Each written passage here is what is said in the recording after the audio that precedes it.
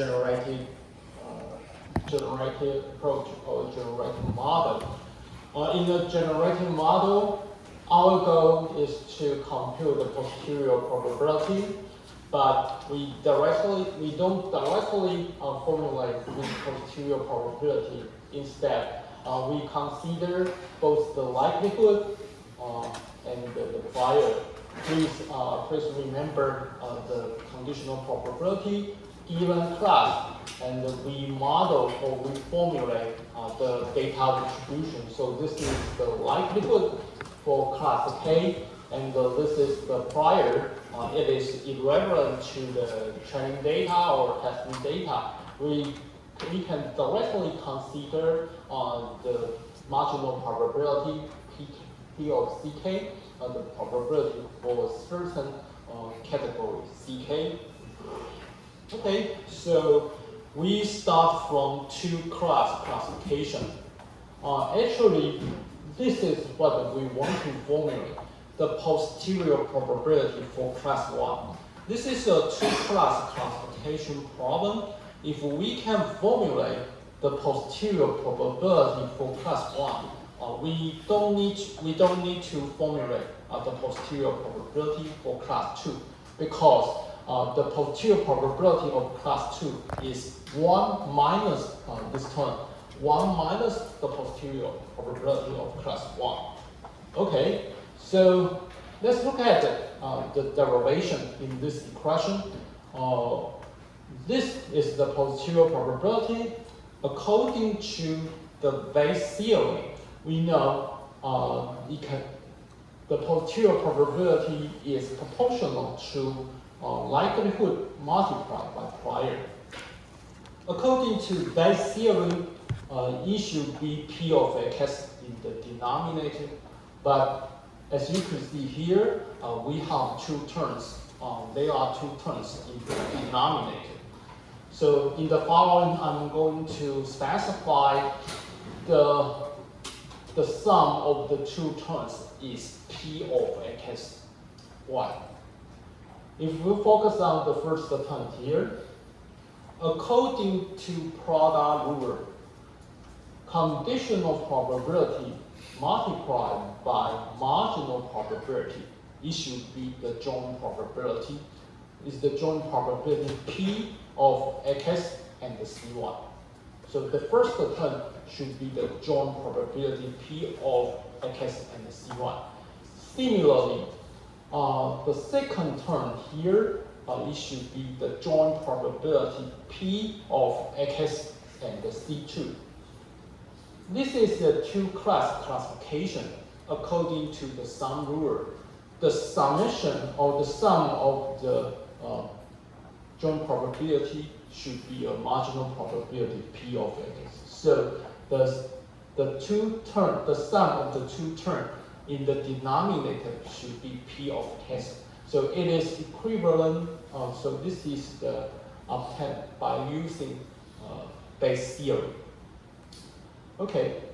Before talking about how to derive from this equation to this one, I would like to introduce an important function for two-class classification in the generative model. This function is called the logistic sigmoid function. Its definition is given here. We use sigma to denote logistic sigmoid function.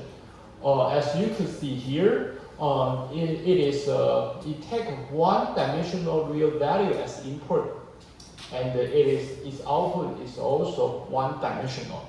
So it maps a one-dimensional real value to another real value.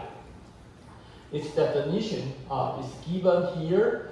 It's 1 by 1 plus exponential of minus a.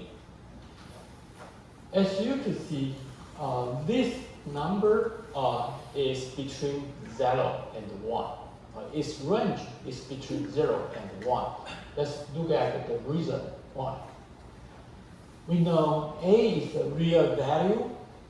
Exponential of something is always non-negative. It is positive. So it is positive, right? So one plus a positive value is always larger than the numerator. So this is the reason why we say its value is between 0 and 1. The three elements here, the first one is 1, the second one is 1, the third element is also positive.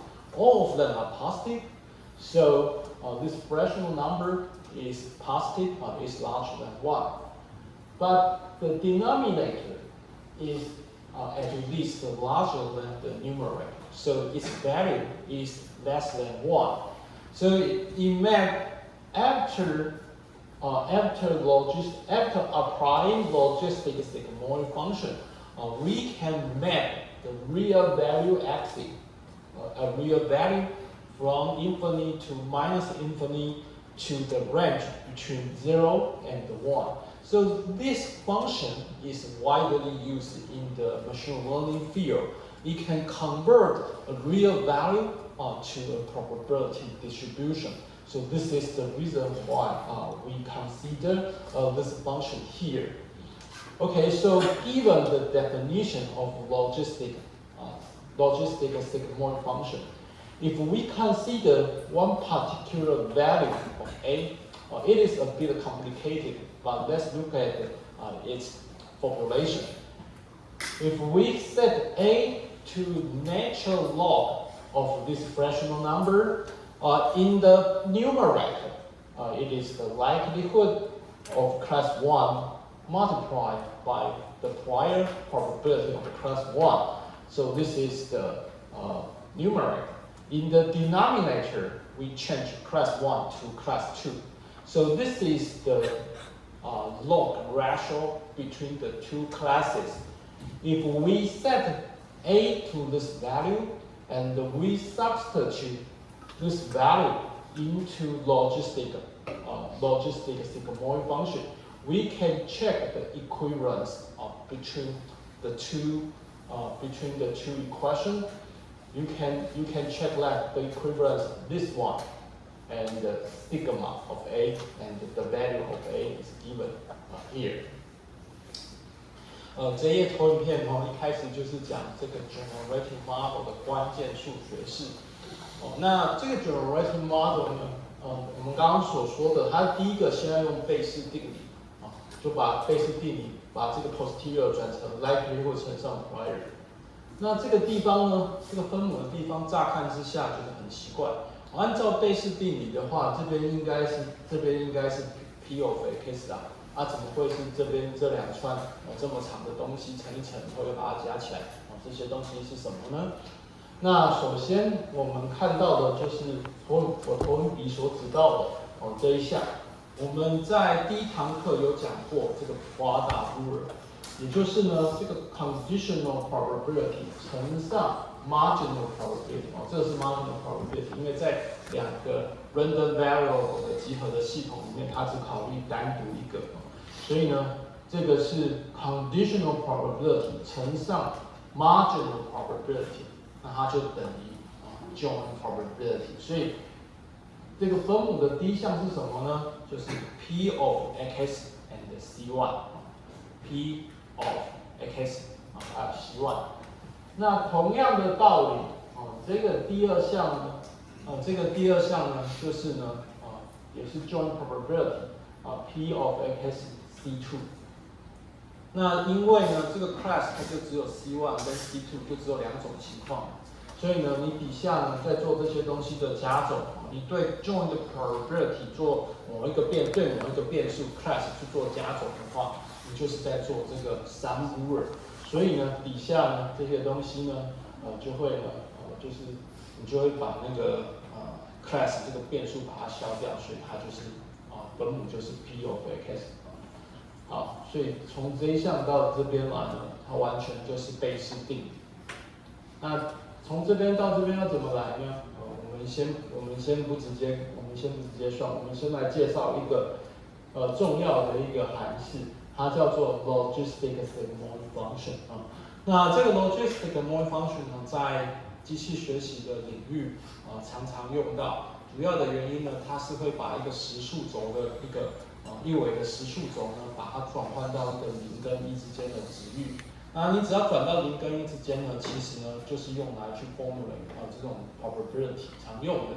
所以呢，你要把一个实数轴的东西把它压成一个几率的话，我们常常用的就是用这种 logistic sigmoid function。那它的定义就在这边。那这个定义呢，不熟悉的看起来感觉有点复杂，又有分数，然后又有 exponential， 又有符号不过它就是真的是这样子，所以你就得把它背下来。那这个 logistic sigmoid function 它吃的呢是一个一维的实数值 a 当输入，那它的输出呢就是一个分数1除上 exponential of 负 a。那这个值域呢，它一定是介在0跟1之间为什么一定大于0呢？因为你可以看到这边分子是正的，然后分母这个值是正的，那 exponential of something 不管这个 a 是带什么值然后呢 exponential 一定是正的，所以这3个 element 都是正的所以分子分母都是正的，所以除起来一定是正的，它一定大于等于1那为什么我们说它小于1呢？你可以看到这一项exponential负 a， 它一定是一个大于0的东西，所以呢分母一定比分子大尽管只大一点点，它就是比较大，所以它是一个介在0跟1之间的输出。那这边呢我们有这个弹性去选择 a 是什么？那实际上呢这边就是一个复杂的地方我们把 a 设成是这一串，那这一串呢乍看之下有点复杂那它其实上呢是一个 class 的 log 的 ratio，class 1跟 class 2它们呢在取它们的 ratio， 然后再取这个 log。那我们可以看到它的分子的地方就是呢 class 1的 likelihood 乘上 prior， 分母的地方呢就是这个likelihood 乘上 prior。所以当我把 a 的值设定成这样子，带进去这个 logistic 的function所以 a 就是这一串。那你把这一串呢放在这边了以后你自己试试看，其实并不难就是经过了一些推导，它就是这样的，就是这个就是这个贝氏定理的右手边这一串。所以呢，这页投影片关键的地方是在哪里呢？经过了 logistic regression， 经过了 logistic 这个 sigmoid function， 我就把这个本来要学习的这个posterior 跟这个 logistic sigmoid function 牵扯上连接，这样。So let's look at some properties of the logistic sigmoid function. The first property is symmetric property. Okay, so as you could check, sigma of minus a is equal to 1 minus sigma of a. Okay, so this is the first property. Let's look at the shape of the logistic function. As you can see, the x-axis is the input axis a. So its value range is the real axis from minus infinity to infinity. The y-axis is the output of the logistic sigmoid function. So it is a sigma of a.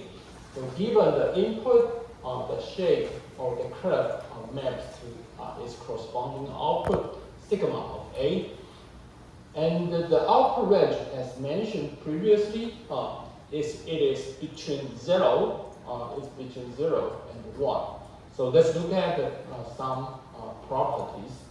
So if the input is positive, the input is on the right-hand side of 0. So it is if the input is positive, the output is always larger than or equal to 0.5. And if the input is negative, so its output should be between 0.5 and 0. So this is the curve. And if the input is 0, it maps to 0.5. So this is used to formulate the posterior probability for class 1. So let's look at the property here. As you can see, after some rearrangement, you can find that sigma of -a plus sigma of a should be 1. So if you take 5 as an example, if a is 5, sigma of 5 plus sigma of -5 should be 1. So this is the so-called symmetric property. Let's look at the second item in this slide. Actually, this is what I taught in the previous slide. So let's look at, as you can see, A should be represent the log of the ratio of the class probability. So what is this? Log, natural log is here, and ratio, this is a fractional number, and the class probability. So this is the posterior class probability for class 1 over posterior probability of class 2. So how to get this one? Actually, it is straightforward. So as you could see here, we know posterior probability of class 1 is proportional to the numerator.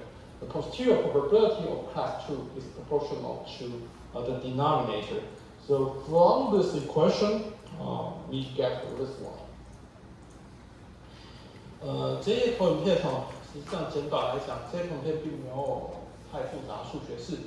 简单来说就是让大家熟悉一下这个 logistic sigmoid function 它的这个曲线。那它的输入的轴就是这个实数轴，从正负它的值域是正负无限大，那它把它压缩到0跟1的空间。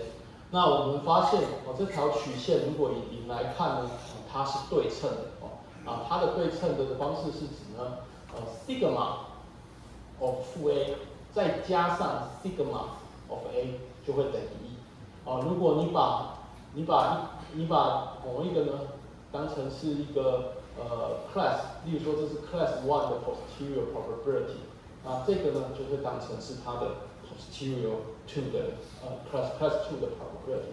那为什么呢？我们来看一下这条曲线如果你 a 带3a 带5的话，那对应到的是一个接近1的值。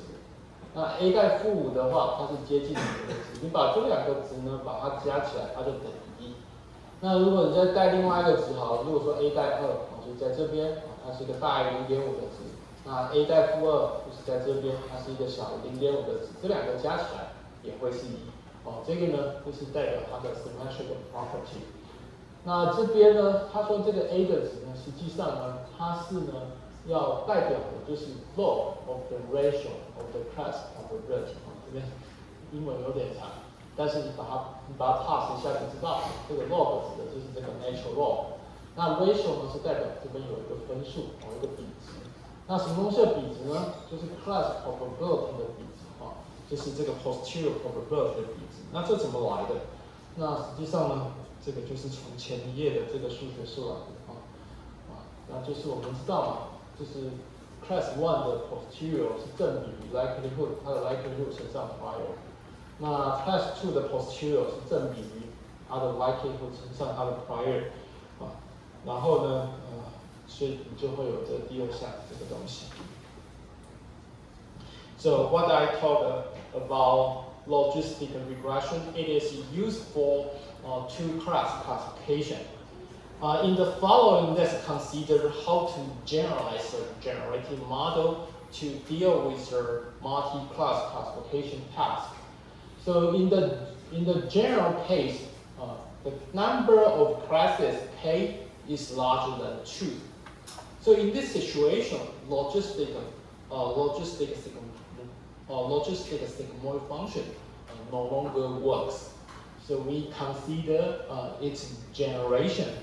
Actually, generation is by using this equation. Actually, it is famous.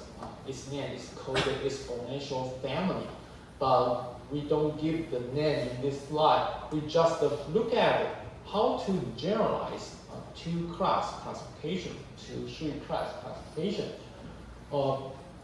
Please remember this equation here.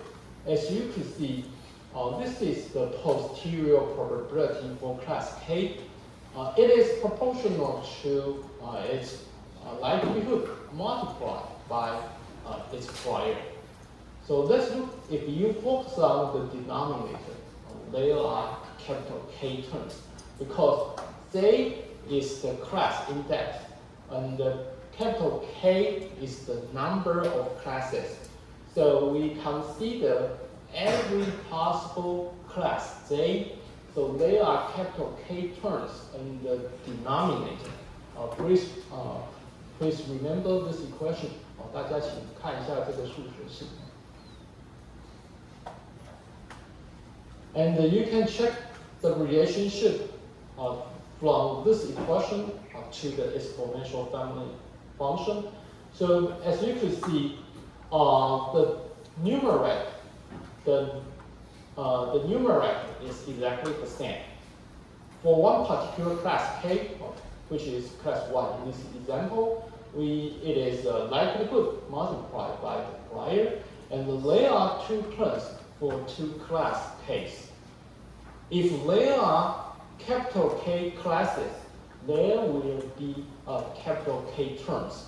So this is the special case for two-class classification. We just have two terms. For dealing with your multi-class classification problem, there is some operator here. We consider the sum over all the classes. 我这边用中文讲一下，以免大家连续不上来。就是我们刚刚前面呢，为什么我们在讲这个数学式的时候，为什么我们底下不写 P of X 事情就结束了？为什么要写它等价的这种定义方式呢？主要是因为这一个写法呢，等一下呢，我们就可以从这个两类的类别呢，把它 generalize 成多的类别这样子哈。那你看到这个数学式这个分母的时候是有两项，是因为现在处理是二元分类的问题。那如果我今天呢要处理的是多个类别，今天要处理大 K 类别那 K 大于2，K 可以等于5，可以等于8之类的。那我这个分母的地方呢，我就要有 K 项，就要把 K 项把它写出来。那这边呢，我们是用这个一个summation，就是用一个 sum operator 一个加总的符号。那 J 呢是 class 的它的 index， 所以我们就考虑把每一个 class J 它的这个相对应的这个 likelihood 跟 prior 都把它算进去。所以呢，这个数学式就是说呢，从这个数学式呢，你会发现它其实是二元分类。如果你刚刚前面都觉得可以接受的话，那它就是把二元分类把它 generalize 成多元分类。那这边就大家可以看一下。So previously I talked about the rationale between how to generalize from a two-class classification to a multi-classification task by using a similar equation here. Now this equation is called the exponential family function. So it can be formulated in this way. From this one to this one is according to the particular setting of the input value AK. The derivation from this equation to this one is very similar to that in the two-class case. In two-class case, we use logistic sigmoid function. In multi-class classification, we consider the so-called exponential family. If we set the value of AK, lowercase k is used to index some particular class. Okay? If we set the value of AK to this one, log likelihood multiplied by prior for class K. If we set AK to this value and we substitute this equation into this one, we can check the equivalence between this equation and this equation. So this is the so-called multi-class generalization of logistic sigmoid function of the famous softmax function. This is the famous softmax function. So let's look at the property of softmax function. That is, if AK is larger than AJ for some particular class J and K, we have this property. The posterior for class K is approaching 1, and the posterior probability for class J is approaching 0. So this is the soft version of max, or winner take all. If AK is larger than AJ, AK will take all the probability. In other words, its value is approaching 1. Otherwise, it is approaching 0. 那这一页呢，我们要讲的事情就是对比刚刚讲的二元分类，我们是用 logistic sigmoid。我们刚刚讲的是 logistic sigmoid function 用来做二元分类的 generating model。但是呢，如果要做到多元分类，就是做到这个多类分类的话，我们要用这样子的这个 function。那我们刚刚说 logistic sigmoid function 它里面的输入 a 是有一个特定的一个log ratio。那在这边呢，并没有它的 ak 呢，这个 ak 就设计成在它的这个 class k 的 likelihood 乘上 prior 再取 log。那这个是设定的值。那同样道理 aj 呢，就是 dk 的 class 的 likelihood 乘上它的 prior 再取 log。你把这些东西呢带进去了以后，你就可以去证明这两个东西是等价的。那这个数学式呢logistic regression说 logistic sigmoid function 呢它是惯用在把一个实数轴变成是一个几率的分布，接在零跟一之间的分布。那这个 softmax function 呢如果你对这些深度学习或者是对其他熟悉的话，你一定听过这个名词它叫做 softmax。那为什么它叫做 softmax 呢？主要的原因就是呢，如果呢你的 class K 的 AK 值比 class J 的这个 AJ 值足够大，只要稍微足够大，你就会发现呢，它的这个对应到的几率呢，就会呢大得很明显，就是一个趋近于1，那其他的 class 通通都是趋近于0。那这个就是 soft 的版本的 max， 也就是赢者全拿的这个概念。你的 AK 呢，只要比 AJ 呢足够大，比所有其他 class 的 AJ 呢都足够大的话，那就只有一个 class 会趋近于1，那其他的 class 的几率都会趋近于0。那这个道理很简单因为呢我们知道 exponential 呢是会把它的输入的东西把它放大的，所以呢，当你的 AK 比 AJ 还要大，而且足够大，多了足够大的地方以后呢，这个分子的地方呢就会比分母其他的它以外其他的特能都只要大了很多，所以呢它就会有这种赢者全拿的这种效应这样子举个例子好了就是假如说2跟5其实没有差很多，但是 exponential of 2跟 exponential of 5它的值率就差很多，它有这种放大的效应，所以当 AK 比 AJ 例如说5比2大足够大的话，那 exponential 的这个5就比 exponential 的2要大了很多这样子，所以就会有这种赢者全拿的效应。Okay, so far we have talked about logistic sigmoid function for two-class classification. We also have the softmax function for multi-class classification.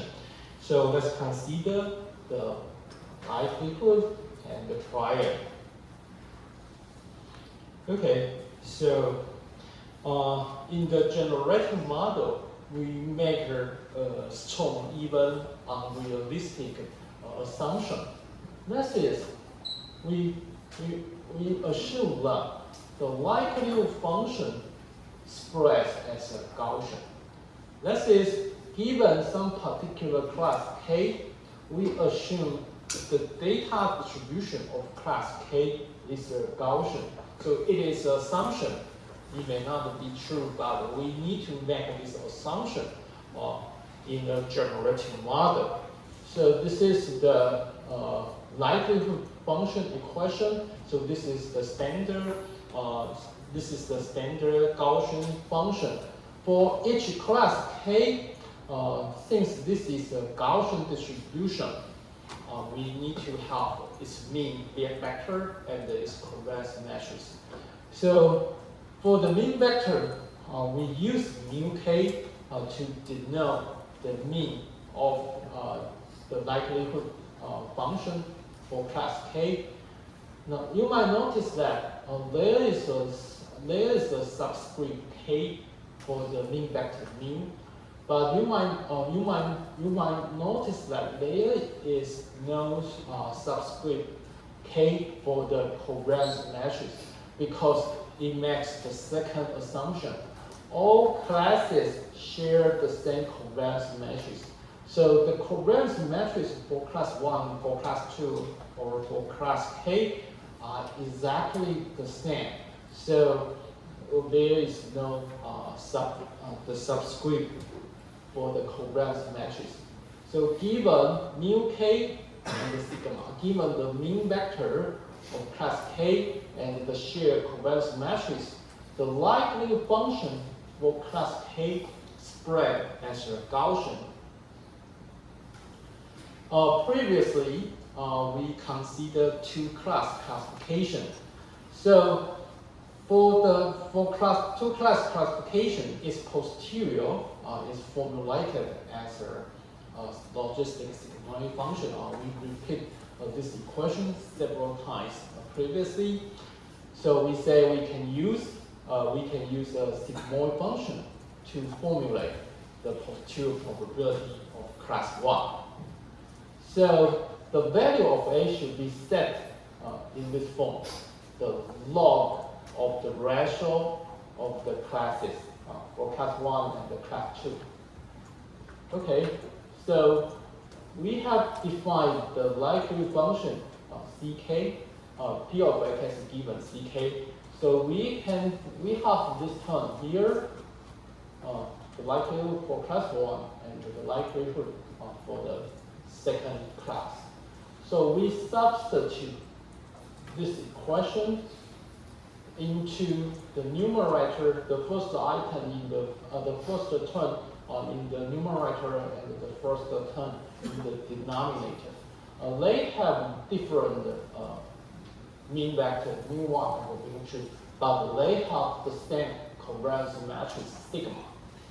So if you substitute this equation into this one and this one, after some derivation, you can find that this posterior probability can be formulated by using logistic sigmoid function.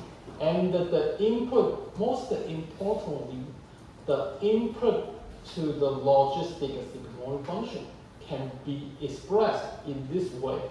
W and the W0, a wave vector W and the W0. And the W is obtained by using the elements, the shared covariance matrix, mu1, mu2. W0 is given in this form.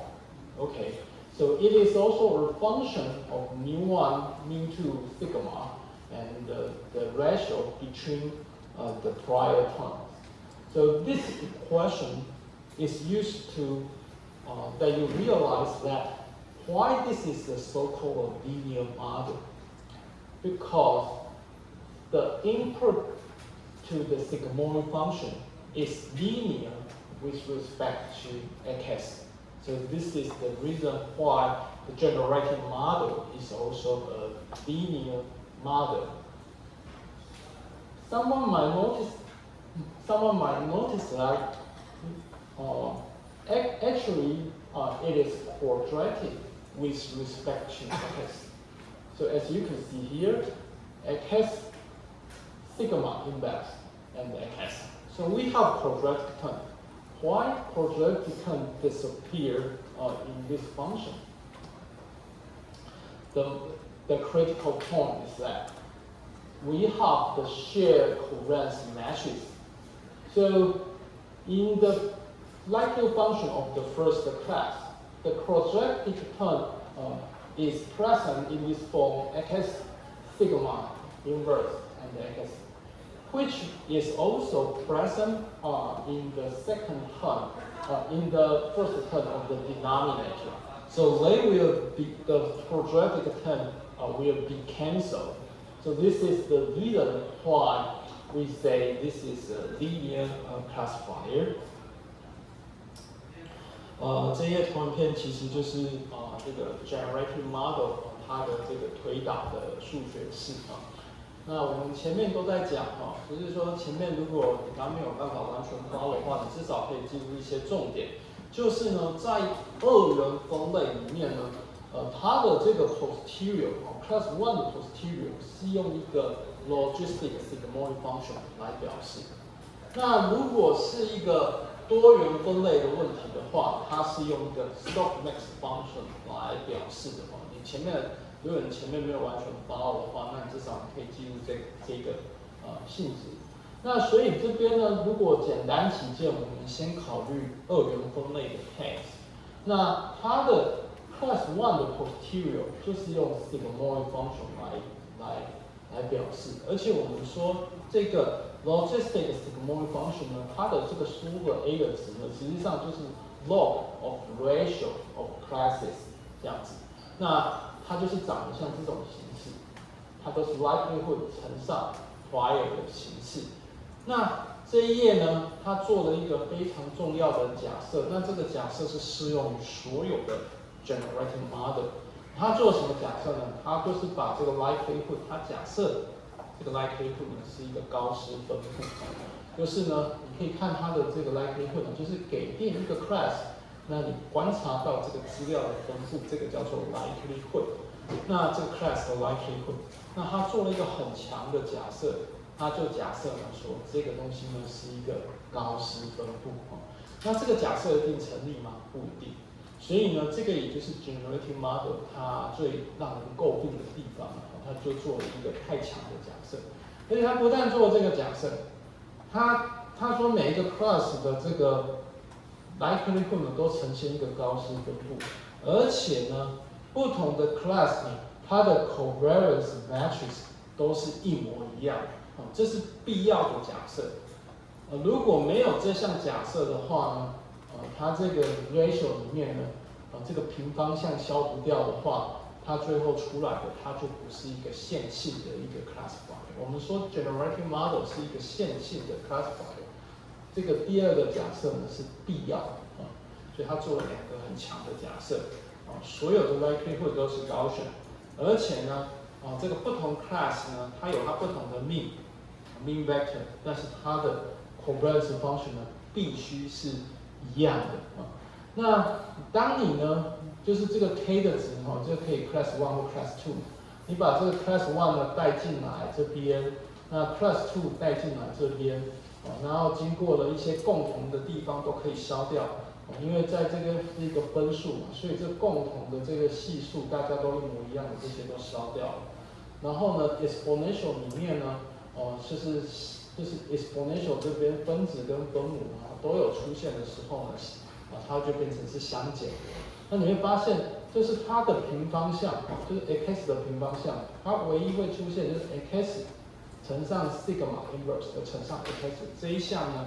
分子跟分母都出现一样的东西，所以它相减就消掉了。那所以呢，你把这些东西带进来，经过了一些推导了以后，其实就是 straightforward 就直接把它带进来，你就会发现这个原来它的 posterior 刚刚所说的，它是用一个 logistic sigmoid function 来表示。那这个输入原先看起来很复杂的这个输入，实际上呢？就是跟 x 是呈现线性的关系，那这就是为什么我们说这个 model 它是一个线性的 classifier。那 w 跟 w0 呢，你会发现，实际上呢 W 呢，它就是控制在这个 sigma 就是这个 covariance matrix 跟 mu1 跟 mu2，就是这两个 class 它的 mean。那 W0 虽然很多项，可是实际上也就是这些东西的组成 mu1 mu2 跟 sigma inverse。所以你只要算完 mu2 mu1 mu2 跟 sigma inverse， 你就可以算 W 跟 W0 前两项。那这边呢，等一下我们会再做处理所以这个就是这一页的数学式，主要是告诉我们 likelihood 它做了什么假设，然后呢，经过了一些推导以后我们可以验证在这个假设下，我们可以验证它的确是一个线性的 probability 因为这个东西呢，对 x 来说它是线性的。Okay, in my past experience, some students are confused about posterior and the likelihood. So in this slide, we can clearly realize the difference between likelihood function and the posterior function. So to begin with, let's consider the likelihood function or class conditional density. So for two-class classification, we consider the likelihood function P of x given class 1. In the previous slide, we say we assume this is a Gaussian distribution. So this is the red this is the red curve is the Gaussian distribution for the likelihood probability for class 1. So it is a Gaussian distribution. And for class 2, it is also a Gaussian. So as you can see, the two Gaussian distributions are at different locations because their mean are different. Its mean is mu1 here, and its mean is mu2. We project this point onto the two the input space, and we get mu2. So their mean are different, but as you can see, their shape are exactly the same because they are controlled by the same covariance matrix. So this is the class conditional density or the likelihood function. Based on the two likelihood function and the prior, we can calculate the posterior probability. So this is the posterior probability for class 1. And let's look at some extreme case. So as you can see here, for data in here as in the input space, so it is close to class 1, and it is far away from class 2. So for data point given here, this posterior probability for class 1 is approaching 0. On the other hand, for data point located here, they are near the mean of class 2, and they are far away from the mean of class 1. So for data point here, their posterior probability of belonging class 1 is approaching 0. Okay. 这些图片呢，就是让大家看一下到底什么是 likelihood 跟 posterior 有时候这两个条件几率只是颠倒了你要 model 的几率跟给定的另外的一个几率，两个颠倒以后，有同学有时候对这两个几率会常搞混。那其实这些投影片就很清楚的呈现这两者的不一样的地方。那这种 likelihood 呢，就是给定一个 class 以后，我假设那个 class 的资料是呈现是一个高斯分布，就好像这个蓝色或者这个红色或者是蓝色这两个高斯的分布。那 posterior 呢是给定了一笔资料以后呢，它看它到底是属于 class 1的几率是多少？因为根据这两个likelihood， 那它的 posterior for class 1就是给定在右边。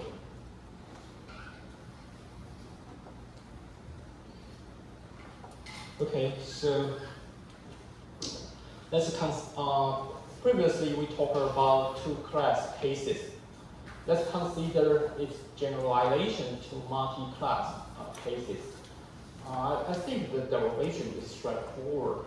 So in this case, in multi-class case, we still make the same assumption. That is, the likelihood for each class K spread as a Gaussian, and it has its own mean mu K, but all the covariance matrices are shared. So there is no superscript for the covariance matrix sigma. Okay, so it is a Gaussian distribution with its own mean and the shared covariance matrix. So this is the definition for some particular class K. The other modification is that in two class case, we use a logistic sigmoid function. But in multi-class classification, we use softmax function. We have explained its meaning. And for multi-class classification, AK is set to this value.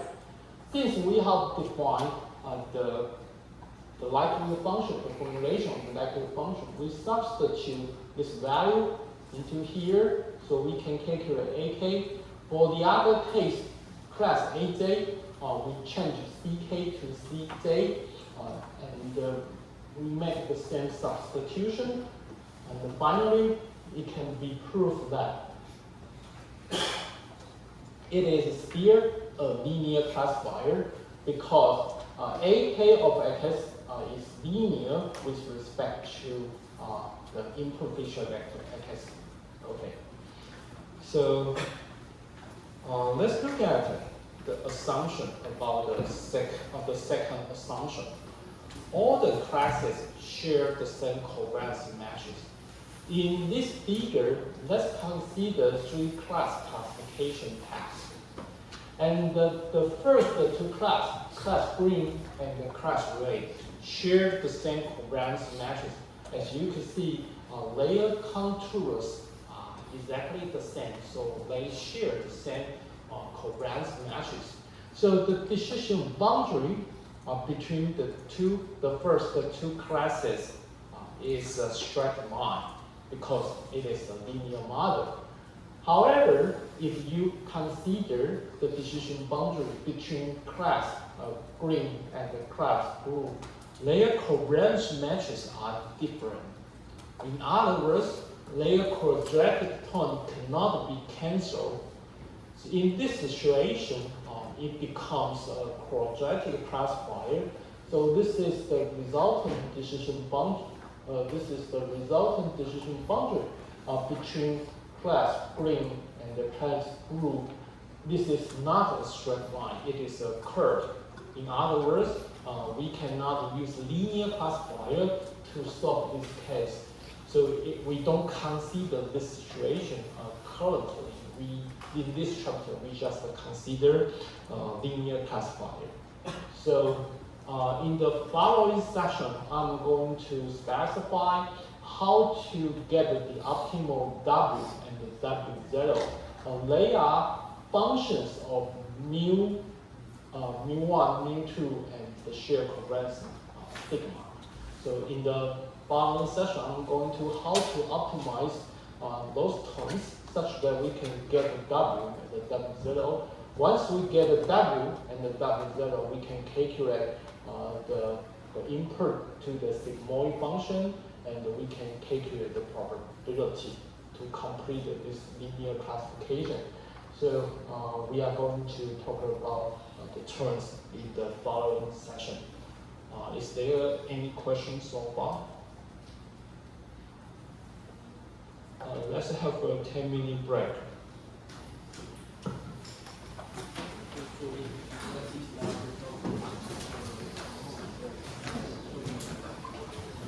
Okay. Our teaching assistant is here. So if you have any questions about homework number 1, you can come to ask him. We have 2 here.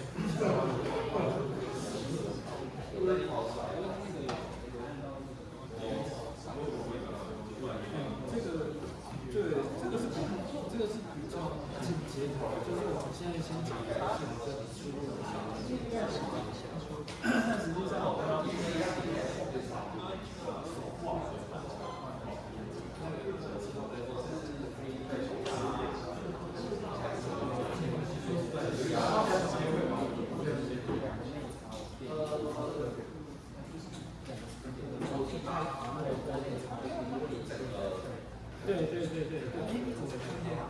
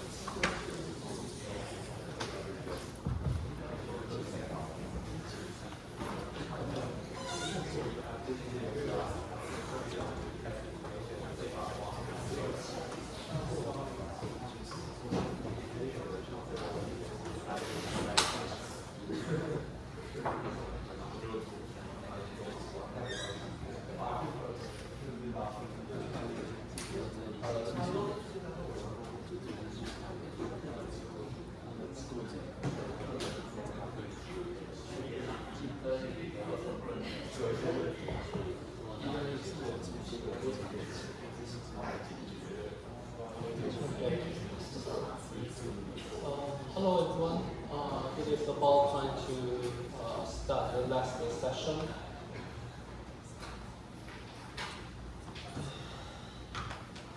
Okay, in in the previous section, we talked about the posterior probability can be formulated by a logistic sigmoid function. We also specify, based on some derivation, you can find that the input to the logistic sigmoid function is linear with respect to the input space or the input feature vector x. Therefore, this is a linear classifier in this case. In this slide, we also find that to optimize this linear classifier, we need to optimize W and the W0. However, in the two equations of W and the W0, you can find that they are functions of mu1, mu2, and the sigma. Also, the prior probability. So once you have mu1, mu2, sigma, and the class prior probability, we can calculate W and the W0. So in the following, we would like to optimize the generative models. In other words, or more specifically, we are going to optimize mu1, mu2, sigma, and the class prior, such that we can calculate W and the W0. With W and the W0, we can calculate everything required in the generative model. Okay, so in the following, let's talk about how to use similar technique, maximize likelihood to optimize your generative model. So I write down the two formulations for class conditional density here and the prior probability. As mentioned in the previous session, we make two strong assumptions about the likelihood function. First, it is Gaussian for each class K. So the likelihood for class K is a Gaussian distribution. Second, in all the classes, they share the same covariance meshes. So for two class classification, we have mu1, mu2, but they share the same covariance meshes, sigma. Okay, so this is the likelihood function. In the following, we are going to introduce additional variable for the class prior. So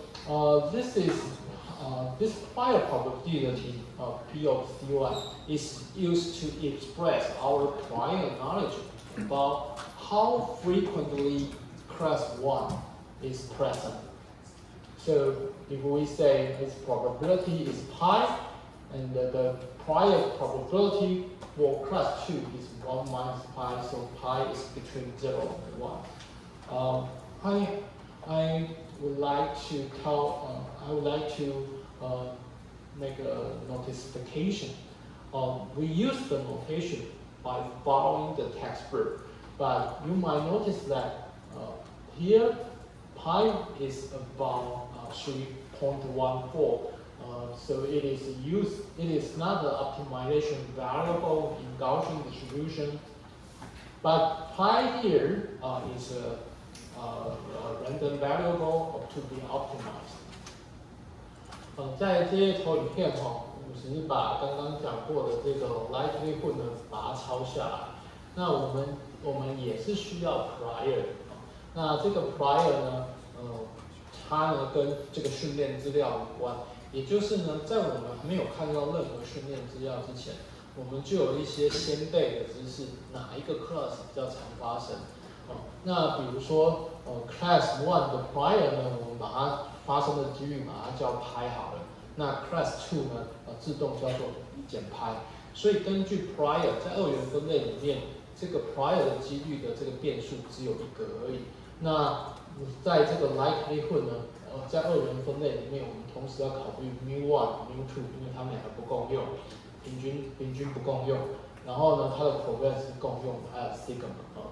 那这边呢，教科书呢，这边的这个 formulation 都是按照教科书来写的啦。但是我猜这个作者可能他一直没有不查哈，就是这个 pi 呢，这边指的是那个 Gaussian distribution 里面用到的那个 pi 啊，就圆周率那个3.14那个值啊。那这边的 pi 呢，实际上呢这边是一个变数要解的啊。那这边呢，你把它换成其他的变数也可以啦。那这样比较好一些，但是我这边后面就没有用了，因为这样子跟课本比较容易对照得起来，这样啊。那你要记住这边等一下 optimize 的是这边的 pi， 那这个值呢是介在零跟一之间的一个 prior， 跟这边的圆周率是不一样的啊，这是教科书去使用的。Okay, so given the formulation about likelihood and prior, we also have the training data. So we are given a set of training data. For each training data, we have its feature vector xn, and we have its corresponding ground truth object, the class category. So it's Tn. In this case, it is a binary classification. So we set the value of Tn to 1 for class 1. Otherwise, we set Tn to 0 for the other class 2. So according to our formulation, our goal in these two formulation, in these two type of probability, our goal is to optimize for optimization variable pi here, the variable optimization variable for the prior probability, mu1, mu2, mu1, mu2 for two class likelihood functions, and the layer shared covariance matrix sigma. So once we get the pi, mu1, mu2, and sigma, we can calculate what we require for the binary classification. Once we get the mu1, mu2, sigma, pi, and 1 minus pi, we can calculate the two equations to obtain W and W0. With W and W0, we can carry out binary classification. So in the following, we are going to talk about how to optimize the 4 variables by using maximum likelihood. Okay, to begin with, let's consider joint probability. For each data point x1, for one particular training data point xn, its joint probability and with class 1 is given here. This is obtained by using the product rule. The joint probability is proportional to prior multiplied by likelihood. Prior here, P of C1, it can be expressed as pi, as mentioned here. Class probability is pi. And this is the conditional probability. We say it is a Gaussian distribution, and its parameter, the Gaussian distribution is controlled by the mean vector mu1 and the shared covariance matrix sigma.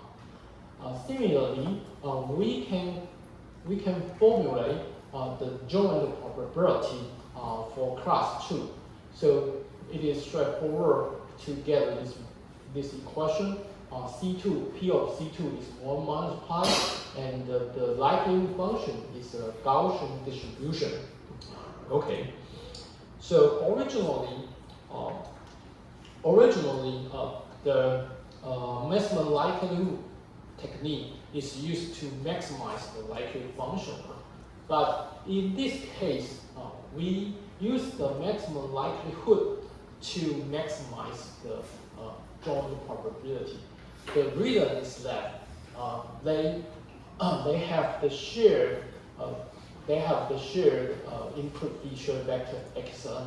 So it is equivalent. They are proportional to their likely function are proportional to the joint probability. So we consider joint probability. So this is we make the IID assumption. So there is a sum operator over all the training data. So let's look at the very complicated term, the very complex term here. Actually, it is a smart trick to combine the two cases, one for class 1 and one for class 2. If we use the if-else, it is complicated. So how to combine the two results into a single term? I think it is critical, and though it is a trick. So let's look at the term inside the product operator. This is the term for particular training data, xn. As you could see, this is something to the power of tn. This is something to the power of 1 minus tn. So what is this inside the parentheses? It is the joint probability for class 1. So this term is given in the parentheses here. And this term, the joint probability for class 2, is given in the second set of parentheses. Okay. So the first term to the power of tn, the second term to the power of 1 minus tn. What is tn? Tn is the ground truth for training data xn. So its value, tn is either 1 for class 1 or 0 for class 2. So let's look at its effect.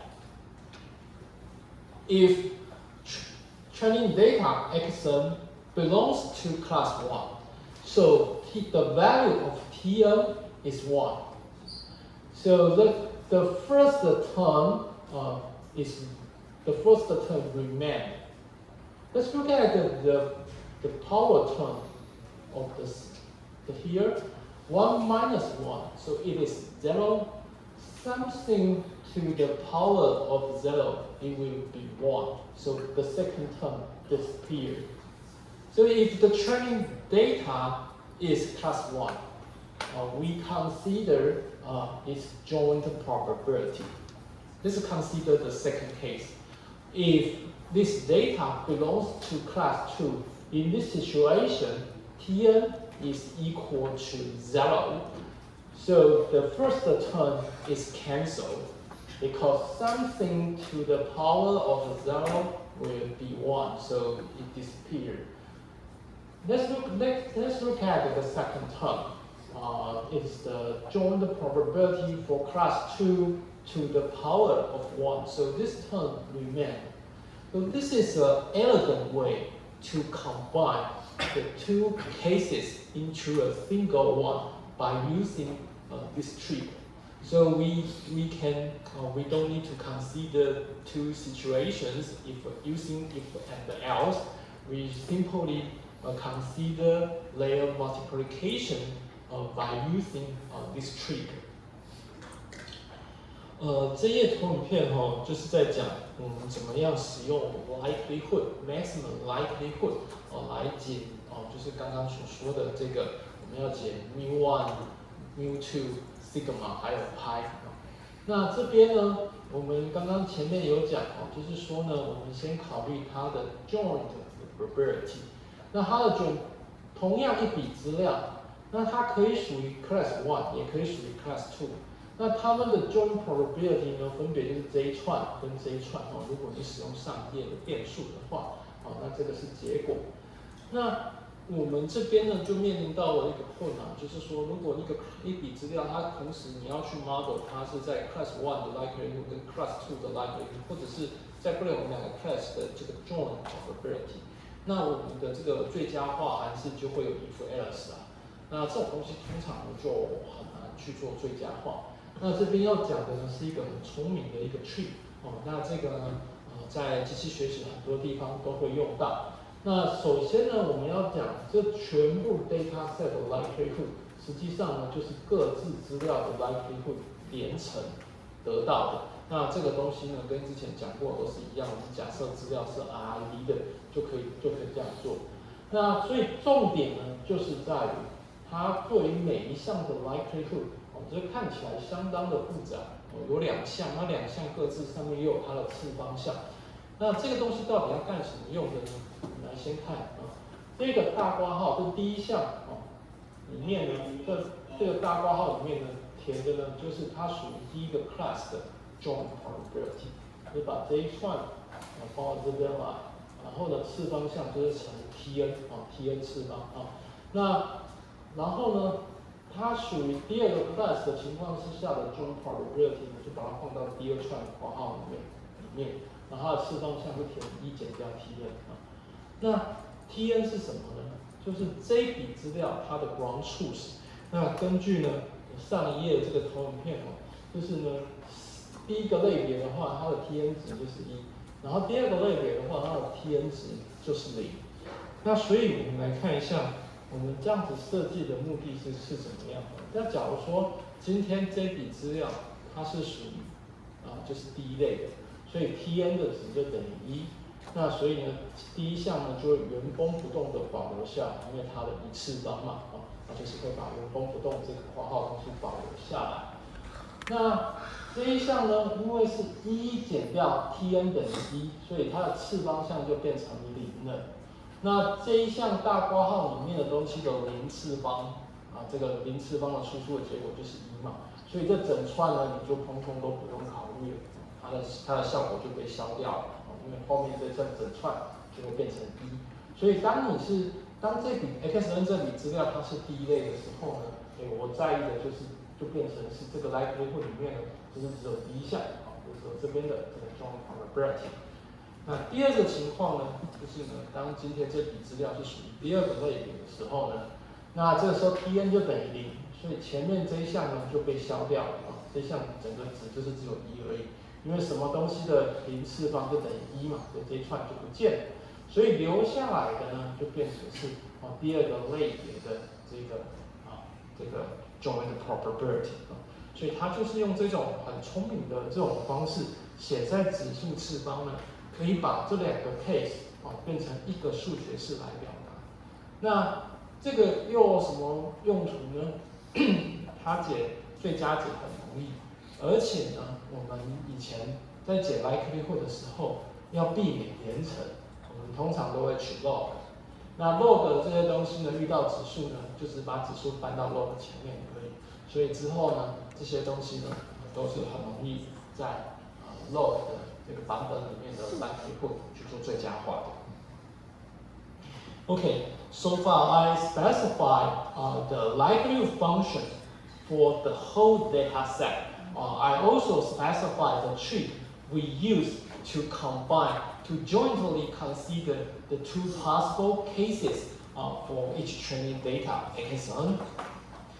Now, we still apply log operator to the likelihood function for the ease of optimization. So first of all, we consider the first optimization variable. We say there are 4 optimization variables: pi, mu1, mu2, and sigma. So first of all, let's consider pi. In this function, if we apply log operator to this likelihood to get log likelihood, as you could see, it is a function of pi. Pi is present here and here. So after some rearrangement, we just consider the terms in log likelihood related to pi. So this is the term related to pi. So it is simple because most of the terms are equivalent to pi. So this is log likelihood of pi. So we set the derivative with respect to pi to 0. So we get the corresponding solution. As you can see, pi is present here and here. So they are differentiable with respect to pi. So setting the derivative to 0, we can find that pi is the prior probability for class 1. And its closed form solution is quite straightforward and intuitive, because the optimal solution for pi is n1 by n. n1 is the number of training data belonging to class 1, and n is the number of training data including training data of class 1 and class 2. So it is very intuitive to get this result, even it is obtained by using maximum likelihood solution. So the conclusion is that in the ML solution, maximum likelihood solution, the estimate for pi is simple because it is the fraction of data points in class C1. Now let's consider the second optimization variable, mu1. Okay, by using the same way, we calculate log likelihood and collect the term related to mu1. So this is the term related to mu1, and we still have other terms. They are irrelevant to mu1, so we simply use a const to denote the terms irrelevant to mu1. We set the derivative with respect to mu1 to 0, which we get this optimal solution. Const is irrelevant to mu1, so its derivative with respect to mu1 is 0, so we can ignore this term. As you can see, the first term is differentiable with respect to mu1. So after calculate the derivative and set the derivative to 0, we also get a very intuitive closed form solution. That is, we just consider the sum of feature vector belonging to x1, and we divide the sum by n1, the number of training data belonging to class 1. So we get mu1. Actually, it is simply the mean of all data points belonging to class 1. So this is how to get the second how to optimize the second variable mu1. On the other hand, we use the same way to optimize mu2, so we can also get this closed form solution. It is simply the mean of data point belonging to class C2. We get mu2. So far we have solved 3 optimization variables, pi, mu1, and mu2. Let's look at the most complicated one. When we optimize the shared covariance matrix sigma, this is the resultant log likelihood related to sigma. Every term are relevant to sigma because it is a shared covariance matrix. It is present in class 1 and class 2. So it is involved in every term in the log likelihood. So there are 4 terms. First one, second one, third one, and the last one. It is complicated, and sometimes sigma is present in the inverse form. Also, we need to calculate its determinant in other terms. So after some rearrangement, I skip this part. So the 4 terms can be equivalently represented by using the 2 terms. One in determinant and one in inverse. S1 is given here. S is the linear combination of S1 and S2. S1 is the covariance matrix for class 1, and S2 is the covariance matrix of class 2. So each covariance matrix is weighted by according to the number of training data it has.